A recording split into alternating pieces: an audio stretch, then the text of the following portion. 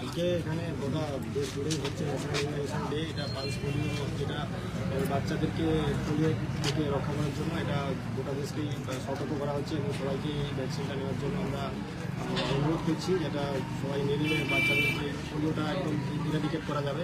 তো এটাই বলবো, আমাদের মন্ত্রী মহাশয় এসছেন, এমএলএ সাহেব, তো এসে সবাইকে এই জনগণকে বলছি তো যেন সবাই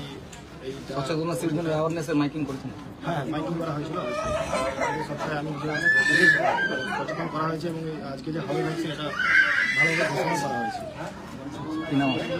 আমার নাম রূপক।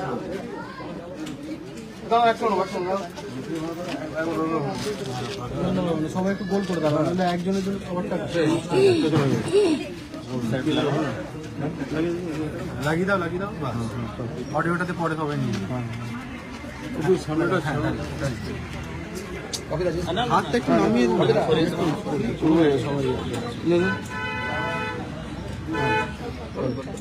ঠিক আছে।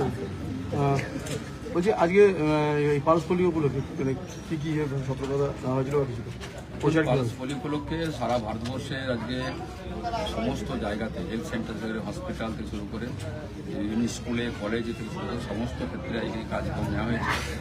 2024 সালে হওয়ার পর আবার 5 বছর পর আজকে আবার শুরু হয়েছে। আমি আমার বিধানসভার 11 নম্বর ওয়ার্ডে স্বাস্থ্যকেন্দ্র আছে গরুডাঙ্গা, সেখানে উপস্থিত হয়েছি। মানে ডাক্তারবাবুরা আছেন, নার্সরা আছেন, সমস্ত সমাজকর্মী যারা কাজ করে চলেছেন, আমি এসেছিলাম।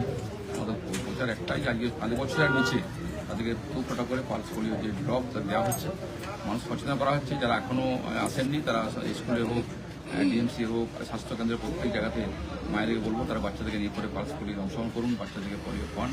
এই রোগমুক্ত করতে হবে, তার জন্য সরকার পদক্ষেপ নিয়েছে, আমরাও পদক্ষেপ নিয়েছি।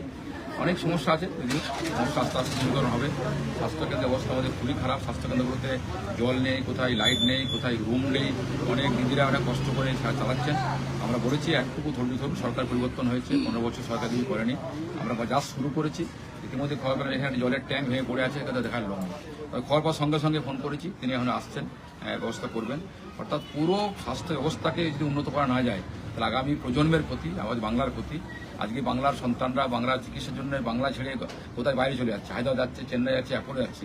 আমরা বলছি এখানে চিকিৎসা এখানে শুরু হবে, তার জন্য একটু সময় লাগবে, হয়তো 1 বছর সময় লাগবে। ইতিমধ্যে সরকার আমাদের বাজেটে এই পশ্চিমবঙ্গ জেলায় মেডিকেল কলেজ ঘোষণা করেছে।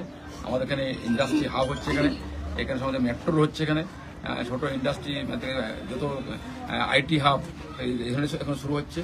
অনেক ধরনের স্কিম নেওয়া হয়েছে। তাই পালস পোলিও উপলক্ষে আবার বলা মাদিকে এই পালস পোলিও অবশ্যই অংশ করুন, বাচ্চাদেরকে পালস পোলিও করুন, রোগমুক্ত করুন, সেই উপলক্ষের আশা।